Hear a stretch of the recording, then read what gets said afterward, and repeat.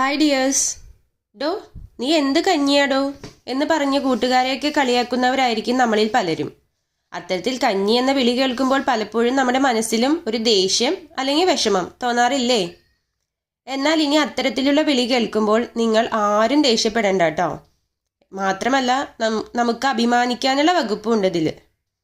കഞ്ഞി കുടിക്കാൻ ഇഷ്ടപ്പെടാത്ത മലയാളികളായിട്ട് ആരും ഉണ്ടാകില്ല. അത്രയ്ക്കും പ്രിയപ്പെട്ടതാണ് മലയാളികൾക്ക് കഞ്ഞി. ഒരുപാട് ആരോഗ്യ ഗുണങ്ങളും ഉണ്ട്, അറിയാലോ.